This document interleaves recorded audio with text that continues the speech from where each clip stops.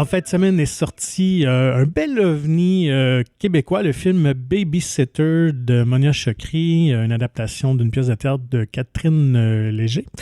Alors, Jean-François, on a eu le plaisir d'accueillir dans le balado Monia Chokri, la réalisatrice, également comédienne, et aussi le comédien Steve Laplante. Exactement. Ils sont très gentils les deux d'être passés nous voir pour pouvoir discuter du film. On a parlé évidemment de la genèse du projet, comment c'est arrivé dans les bras de Monia. Aussi, quand même, des thèmes du film qui sont assez... pas singulier, mais qu'on voit peut-être moins souvent au cinéma, et surtout son approche artistique avec le film. Et de ce fait, comme Monia joue, c'est la première fois qu'elle joue et réalise en même temps. Fait on s'est questionné là-dessus, et avec Steve aussi, comment s'est joué la direction. Steve aussi qui était dans la pièce originale, donc comment a été la transition entre la scène et le film. Alors, sans plus tarder, je pense qu'on va laisser la place aux artistes et artisans du film. Moi, je dois avouer que c'est toujours un plaisir de recevoir ces gens-là dans le balado et avoir l'occasion et ce bonheur-là et privilège même d'interviewer les gens, parce que je trouve ça toujours quand même fascinant d'en apprendre plus sur les coulisses d'un film. Absolument. Et comme d'habitude, il n'y a pas vraiment de divulgateur, de spoiler, mais je pense que si vous l'avez vu, c'est plus un complément agréable, mais si vous avez besoin qu'on vous motive à aller le voir, eh bien, je pense que cet entretien va faire le travail. Alors, voici Monia Chokri et Steve Laplante.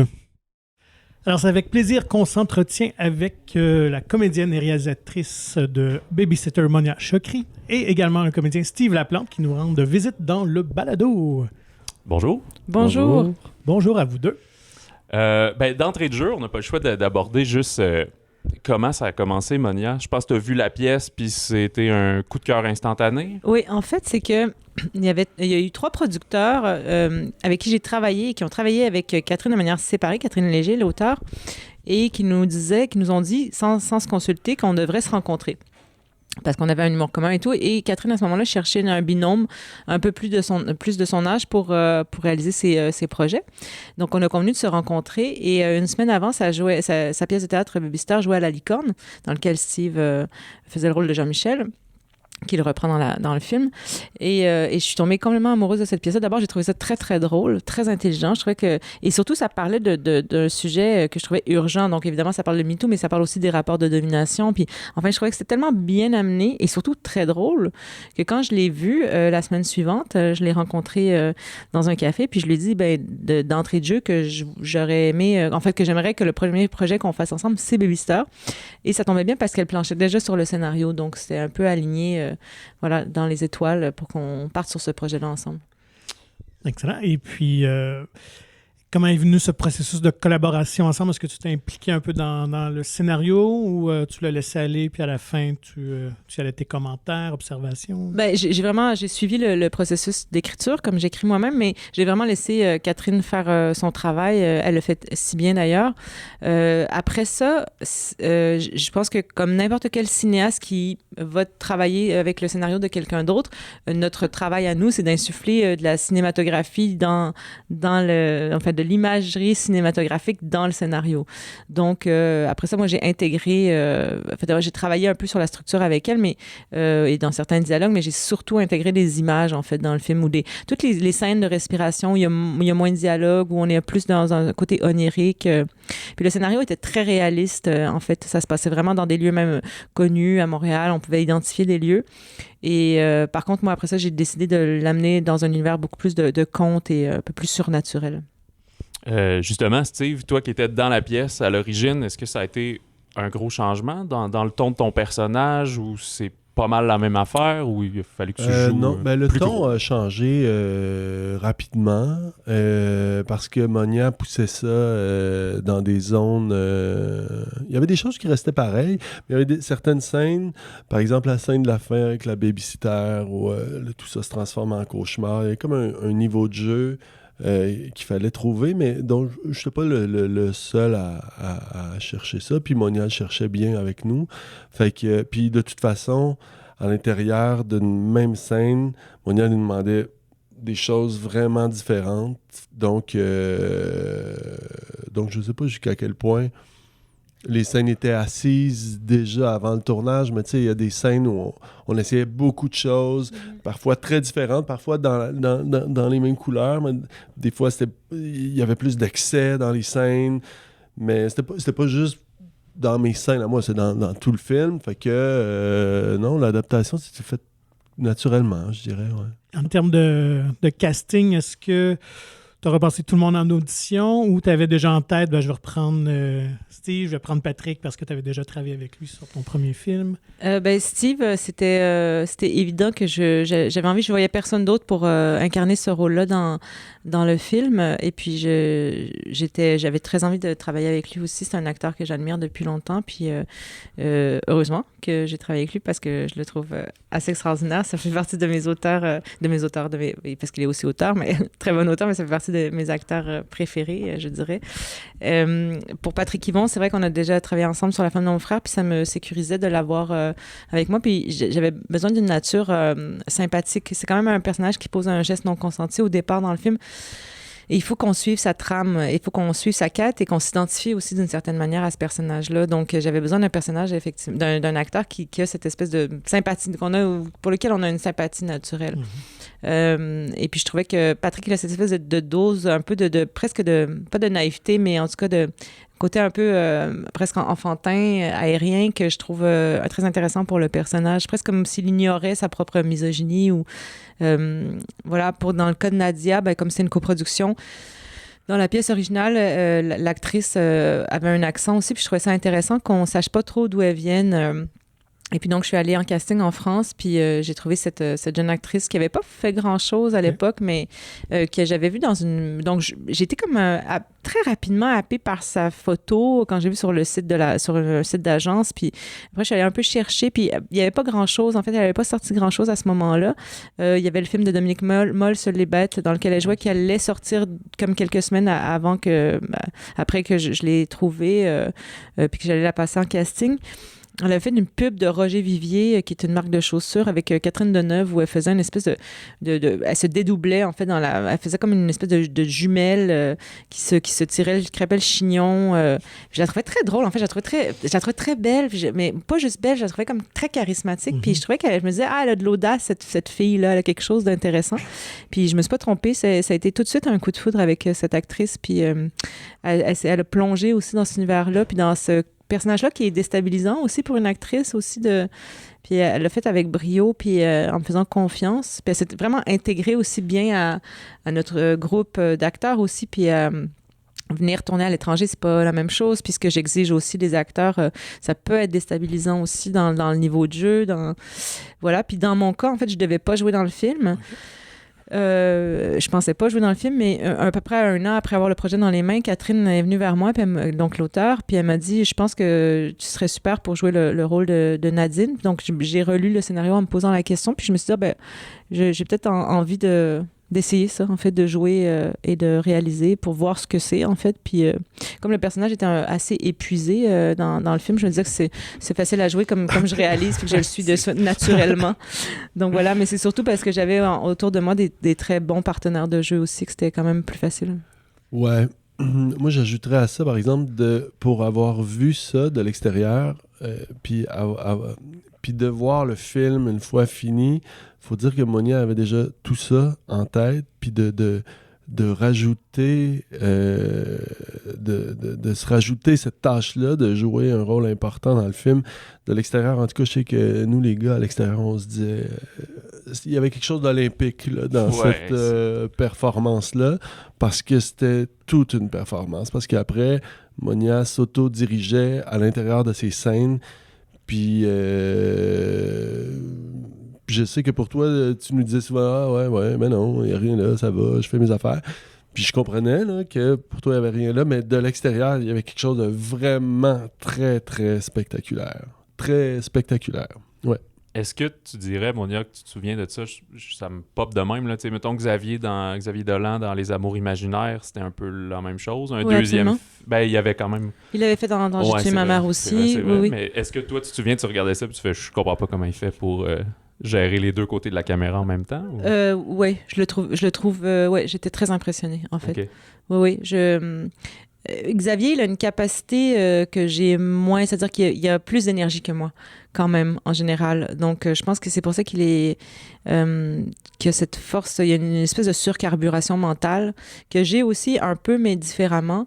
Mais et je pense pas que je vais en faire une passion de jouer c'est-à-dire que je jouerai pas des rôles principaux dans mes films. Je pense que je vais le faire par amusement. Je le fais dans mon prochain film. D'ailleurs, en primeur, on peut dire que Steve et moi jouons un couple dans mon prochain film. Okay. Ouais. Mais c'est un rôle plus mineur dans le film. Voilà, je sais pas. En fait, c'est bizarre. C'est difficile d'en parler parce que c'est comme si c'est un souvenir pour moi assez vague de comment je me sentais à ce moment-là quand je faisais les deux. Comme c'était ça la situation, j'ai juste mis l'énergie où je devais la mettre, ou en tout cas au maximum de ce que je pouvais faire pour y arriver.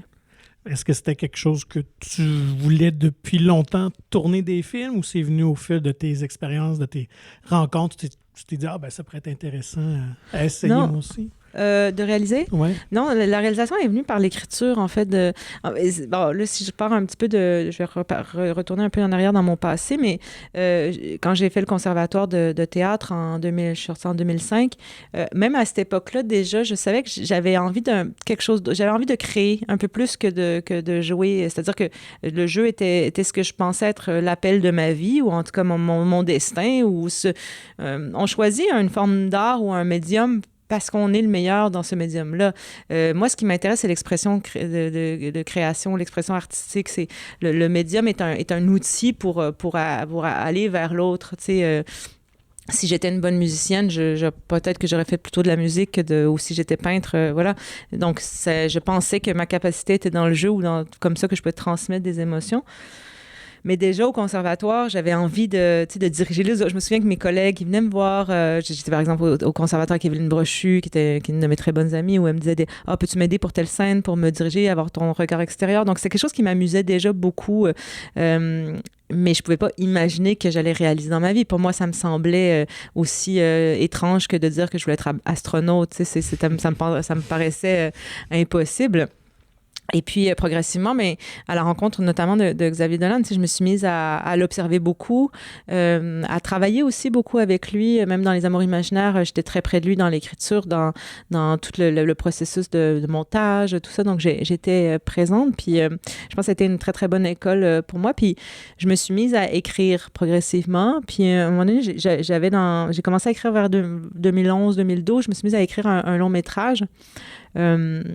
Et je voulais pas le réaliser. À ce moment-là, je voulais le passer à un réalisateur. Puis à ce moment-là, je rencontre Nancy Grant, ma productrice de chez Métafilm, par hasard, qui était une amie d'amis. Puis je lui parle de ce projet-là. Puis elle me dit moi, ça m'intéresse, j'ai envie de te suivre là-dedans.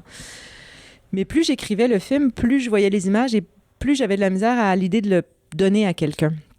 Et je me suis dit, c'est embêtant. Donc, en parlant avec Nancy, je dis, c'est embêtant parce que je pense que j'aimerais réaliser, ou essayer en tout cas, mais je sais pas comment faire. Puis elle m'a dit, écoute, peut-être écris un petit truc, tu sais, pour voir si tu as envie de faire ça. Ça concorde aussi à ce moment-là où je rencontre Josée Dehaye, ma directrice photo, avec qui je vais faire mon premier court-métrage et mes 2 longs métrages. Et puis, elle me dit, ça me tente de me suivre. Donc, c'était des rencontres vraiment humaines et de cœur, en fait, cette histoire-là. Puis Nancy, en fait, m'a poussée à écrire. Puis j'ai écrit quelqu'un d'extraordinaire. Puis c'est comme ça que l'histoire de mon travail de réalisatrice a débuté, en fait. C'est quand même un court-métrage de 28 minutes. C'était un long cours. Oui, complètement un long cours, oui. Oui. Puis d'ailleurs, c'est drôle parce qu'on s'est dit, Nancy, je me souviens, elle me disait, il faut faire le deuil des festivals parce qu'au-delà de 15 minutes, c'est très compliqué de passer les courts-métrages dans les festivals parce que, on est en programme avec d'autres courts-métrages. Donc, et puis finalement, on a eu le Carnot. Ensuite, on est allé à South by Southwest. On a gagné le Grand Prix. Puis après ça a déboulé. On a fait comme une 40aine de festivals. Puis ça a été étonnant, ce court-métrage-là. Ça a été aussi comme un genre de succès populaire. Tu sais, je me souviens que les gens, même au Québec, le voyaient. Ou, tu sais, c'est super. Ça a vraiment été je sais pas, ça a changé ma vie, en fait. Puis c'est la rencontre avec Nancy Grant, beaucoup, qui a été le déclencheur de ça. Si on revenait un petit peu au thème du film, peut-être de Babysitter, justement, moi, quand j'ai vu le film, ça rappelle un peu le mouvement MeToo, évidemment, là, qui a secoué. C'est quand même un peu au centre du récit, je pense. Moi, ce mouvement-là, quand c'est sorti, je considère que j'ai rien fait de malsain ou de toxique dans ma vie, mais ça m'a quand même fait me remettre en tête plein de situations où je me suis dit, ça s'est-tu arrivé et j'étais-tu déplacé ou des choses comme ça, tu sais. Est-ce que vous, tu sais, aussi, est-ce que toi, si tu penses à le mouvement, ça t'a-tu fait ça, ou le film, ou penses-tu que le personnage, c'est un peu aussi, comme plein de questions en même temps, là, genre? Ben oui, il y a eu une prise de conscience. Puis bien sûr que je pense qu'aujourd'hui, en 2022,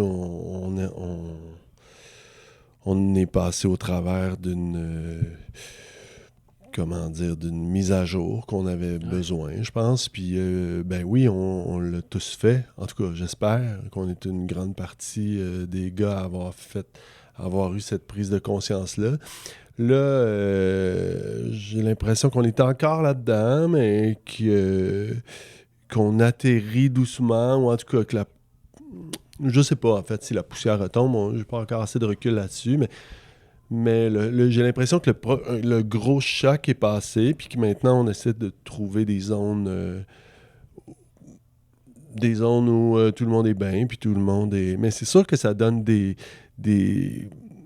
situations particulières. Moi, sur un plateau de tournage, dernièrement, il y a une fille, une collègue de travail qui m'a mis la main sur l'épaule en me disant « OK, t'es-tu prêt à venir, machin, faire la scène? » Ben oui. Puis 10 minutes après, elle est revenue me voir, puis elle a fait « OK, là, j'ai mis ma main sur ton épaule. C'était-tu correct? Genre, je voulais pas... Ben...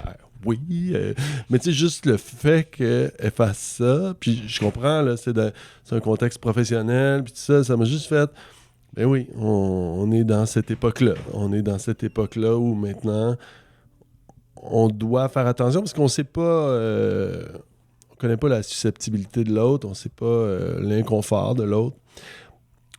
J'espère qu'on va retrouver un nouvel équilibre aussi bientôt, parce que parfois, ça va... Parfois, ça peut aller un peu loin, là, aussi, là, cette surconscience-là de l'autre. Des fois, on perd un peu de naturel. Là. On dirait que tout le monde marche sur des œufs quand même, mais... C'est ça, tu sais, on va... Une fois qu'il y a la conscience de peut-être bien vouloir faire les choses, je pense que c'est un grand pas. Ouais, puis il y a une susceptibilité aussi, là, qui va... Pas qui va s'éteindre, mais qui va peut-être s'amoindrir là, tranquillement.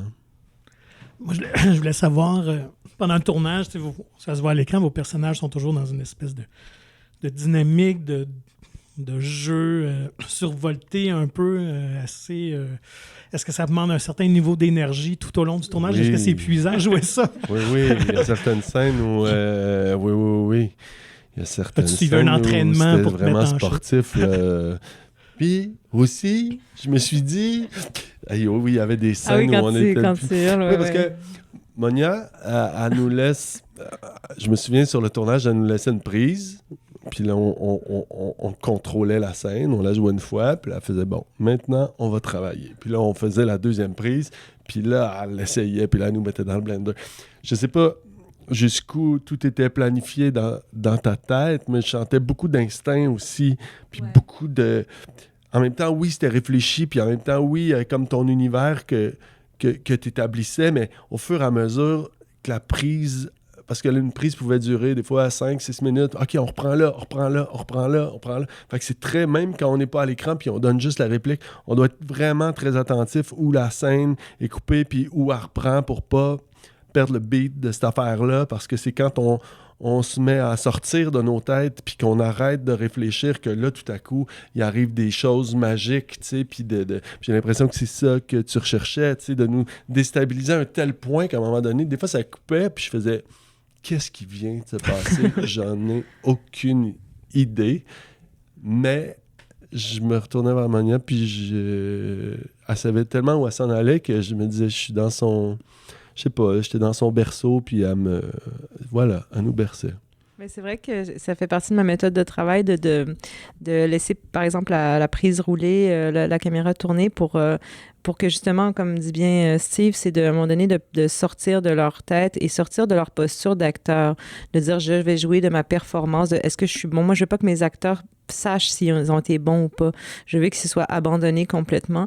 Puis effectivement, qu'à un moment donné, et en fait, ils deviennent... je vois ça comme une partition musicale, en fait, mais je veux qu'ils soient plutôt comme des instruments de musique, comme des êtres qui sont trop dans leur propre... En fait, la psychologie ne m'intéresse pas.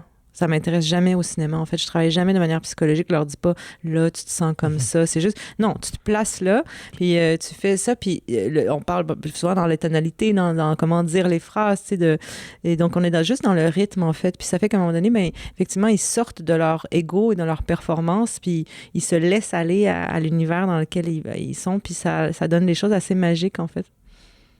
Je pense que si tu jouais de la musique, tu pourrais facilement composer des tunes, parce que c'est comme la même manière de procéder un peu. Tu te mets des trucs en boucle, puis tu produis, puis après, tu gardes le meilleur. T'sais. Est-ce que cette technique-là fait que après c'est un fardeau au montage, ou tu sais pas mal dans ta tête laquelle des takes... Non, en général, je sais les takes. Okay. Ouais, c'est assez évident pour moi. J'ai pas beaucoup de doutes là-dessus sur le... Je viens du jeu, hein, c'est comme j'ai l'instinct de... En tout cas, l'instinct de mon niveau de jeu puis de ce que j'ai envie d'aller chercher chez les acteurs, mais je pense que j'ai... là-dessus, je pense que j'ai bon goût là, sur trouver les bonnes takes pour les acteurs puis de ce qu'on voit à l'écran, qu'ils soient au meilleur d'eux-mêmes. Et qu'est-ce qui t'a inspiré à ta réalisation de Babysitter? Parce que c'est très original, on peut pas comparer ça avec rien, je pense. Est-ce que c'est venu dès le départ ou tu t'es donné, au fur et à mesure sur le plateau, tu te laissais la chance le temps d'improviser puis d'essayer des choses? Au niveau de l'esthétique, non, par contre. Okay. Au niveau du jeu, juste pour finir sur le jeu, tu sais, je répète quand même beaucoup en amont avec mes acteurs, puis j'aime ça répéter dans les lieux de tournage, donc sans l'équipe, vraiment une semaine avant, puis on avait la chance, on avait la maison dans laquelle on a tourné, okay. On tournait pratiquement la majorité du film-là, donc c'était comme un studio, en fait, donc ça me permettait d'explorer aussi en amont avec les acteurs pour qu'ils sentent aussi un peu sécurisés, qu'on n'arrive pas un peu sans filet le jour du tournage. En ce qui a trait à tout l'univers, en fait, il y avait quelque chose qui me... En fait, j'ai su très rapidement que je voulais pas que ce soit... j'aime pas le mot réaliste parce que je pense pas que le réalisme existe en art, mais en tout cas, que ce soit dans un univers qui soit un petit peu plus fantastique ou de conte. Je pensais beaucoup à Yorgos Lanthimos quand je lisais ce film-là. C'était même avant la pandémie. Hein, donc, c'était pas... Je parle de distance, là, de rapport de distance. Par exemple, dans Killing of a Sacred Deer, il y a quelque chose de très distancié entre les personnages, puis un peu froid. Puis j'imaginais cette distance-là entre les personnages, comme les personnages sont incapables de se parler, donc ils se regardent pas, qu'ils sont pas près les uns des autres. Donc dans des focus un peu, dans des focales un peu larges, tout ça. Puis en fait, j'étais obsédée par cette idée dans la pièce de théâtre, il y a des conventions qui fonctionnent moins bien au cinéma. Puis le fait, par exemple, que la babysitter, à un moment donné, elle arrive avec un costume de bonne. Puis moi aussi, j'ai un costume particulier un peu plus tard dans le film. Puis je me disais, si c'est dans une situation réaliste, ça marchera pas parce que ce serait, je sais pas, je trouvais ça incongru. Donc là, m'est apparue l'idée du conte. Puis progressivement, on parlait beaucoup avec Colombe Rabi, ma chef décoratrice, puis José. Je parlais beaucoup du cinéma américain. J'avais envie d'un décor très américain, Pleasantville, cette espèce de maison un peu parfaite dans ce gazon verdoyant. Donc, on avait envie de ça. Donc, on a essayé de chercher des lieux de tournage qui évoquaient l'Amérique, vraiment l'américanité. Cette espèce de froideur-là, puis cette espèce de surconsommation-là aussi, mais dans un truc un peu où les personnages sont perdus. Puis progressivement, j'ai eu cette apparition, cette idée, cette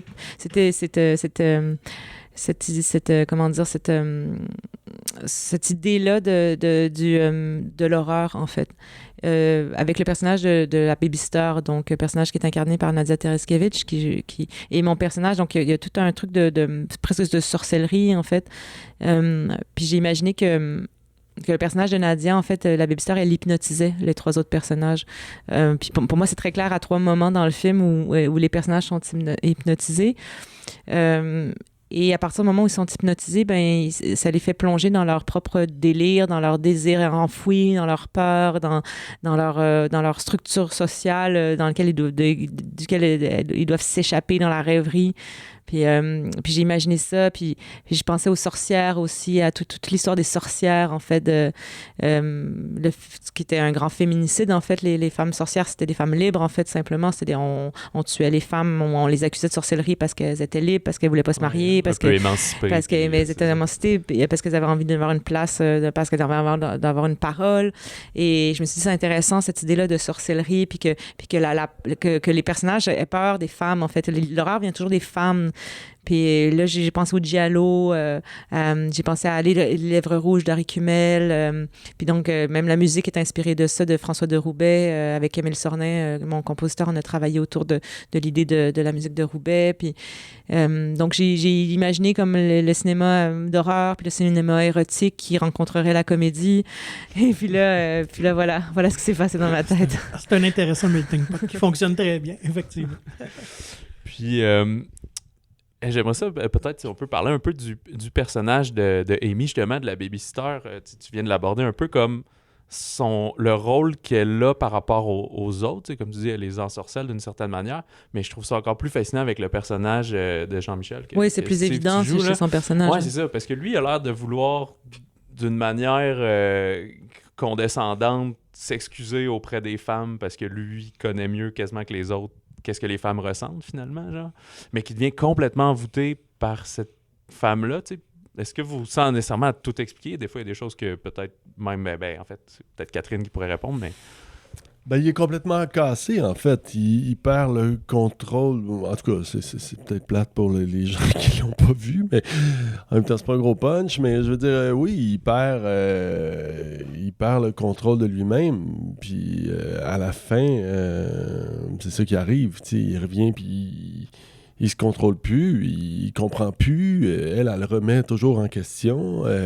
C'est comme l'OVNI qui débarque puis qui prend possession un peu de ce gars-là qui est complètement égocentrique et puis qui c'est un égoïste fini, Jean-Michel, pour moi. Je sais qu'on doit pas juger nos personnages puis qu'on doit toujours les aimer, mais je l'aime dans ses défauts. C'est là qui est intéressant pour moi, tu sais. Mais ça reste un gars qui a toujours besoin d'y focus sur lui, tu sais, mais puis elle laisse. C'est ça qui est fascinant avec ce personnage-là de la babysitter. Elle laisse la place, tu sais. Elle est jamais dans le jugement, tu sais. Même avec Cédric au début, c'est ça. Mais moi, j'ai trouvé ça drôle, ta joke. Moi, c'est toujours un peu déstabilisant. C'est toujours un peu champ gauche, tu sais. C'est comme puis que ça vienne de... Que ce personnage déstabilisant-là soit une femme, ben c'est encore plus fort avec ce propos-là. Puis c'est là d'où le génie de Catherine, finalement. Tu sais. Ouais, moi, je voudrais savoir, Steve, c'est une grosse année cinéma pour toi. On sait qu'on connaît peut-être plus par la télévision, mais tu es dans 3 films quand même qui prennent l'affiche cette année. Les Tricheurs qui s'en vient. Viking aussi, un petit peu plus tard. Alors, c'est comment de baigner dans l'univers du cinéma comparé à la télé? C'est super. Le cinéma, c'est le temps. On a du temps. Moi, je viens beaucoup de la télé, puis de rencontrer le cinéma à mon âge avancé, c'est un cadeau hallucinant. Je me pince encore pour, tu sais... J'en revenais pas. Babysitter, quand je suis arrivé sur ce plateau-là, je découvrais... j'avais fait un peu de cinéma, mais pas assez pour y goûter, puis là, j'y goûtais vraiment, je voyais les moyens, je voyais les délires qui tout à coup étaient permis, puis je scénarise aussi dans la vie, à la télé, puis on passe notre temps à mettre nos idées à poubelle, tu sais, parce que ça coûte trop cher tout le temps, constamment, tu sais, même que ça devient un réflexe castrant souvent. Mais on sait que si on se laisse trop aller à l'écriture, après ça, il va falloir couper nos affaires. Puis là, j'arrive sur des plateaux où je dirais pas où tout est possible, parce que bien sûr qu'il y a des limites à ces budgets-là, mais le temps qu'on a à tourner, à réfléchir, à se tromper, à réessayer, on a le temps de douter quand on tourne, qu'on a le temps de se remettre en question. Puis ça, c'est un luxe... c'est un luxe hallucinant, tu sais, pour quelqu'un, en tout cas, qui vient de la télé puis qui n'avait pas connu ça tant que ça avant, je me pince encore, ouais. Ouais, c'est drôle. Je pense que c'est Vincent Guillaume, Otis, là, quand on parlait de Norbourg, qui nous disait un peu la même chose aussi, là, que c'était une des premières choses qui l'a frappé. Et surtout qu'après, lui, 8 ans de district. Mais même Magali Lépine-Blondeau, elle me dit souvent, elle me dit, ah, c'est fou parce que comme là, elle a tourné sur la série de Xavier qui était un peu plus dans l'esprit du cinéma, je pense, au niveau du rythme.